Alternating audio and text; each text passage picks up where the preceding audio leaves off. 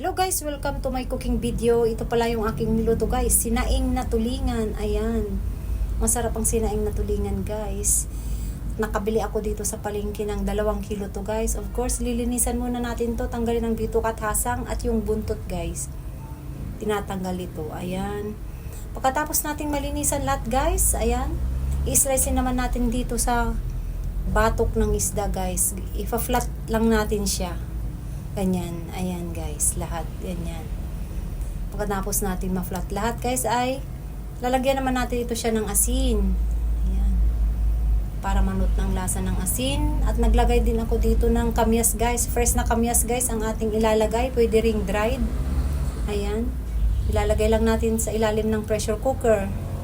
Yan, naglagay din ako ng bawang at ang ating konting taba guys. Yan ang nagpapalasa sa ating sinaing. At ilalagay na rin natin ating isda guys. Hilirain lang natin ng ganyan. Ayan. At yung natirang ricado guys ay ibabaw na lang natin guys. Ayan. At nagdagdag lang ako ng sili at yung buong paminta guys. Yan, sasabawan natin ito siya ng sapat guys. Ay yung apaw siya. At naglagay din ako dito ng oyster sauce. Yan ang ating pangpalasa. Yan. 1 hour nating lulutuin. Ayan guys. Oh, hindi pa masyado itong malambot guys. At nagdagdag lang ako dito ng olive oil. Ayan. At ulutuin natin ulit siya guys. Ayan, natuyo na siya at pwede na yan guys. Lingan! Ayan. Ito yung inibabaw kong ano niya guys. Oh. Sobrang lambot na siya guys. Oh. 1 hour ko tong niluto. Ayan oh. Sobrang lambot. Init pa siya. Ito yung kamyas niya guys. Kain na tayo guys! Man natin. Pati tinik nito guys. Sobrang lambot. Yung ulo.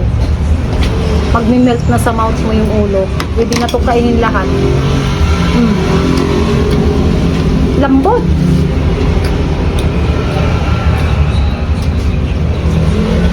Sarap guys. Parang sardinas siya guys. Ang lasa ng sinaing na tulingan.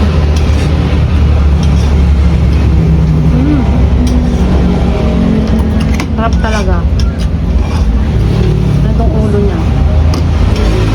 Kakainin mo na ito lahat guys, yung ulo. Sobrang lambot.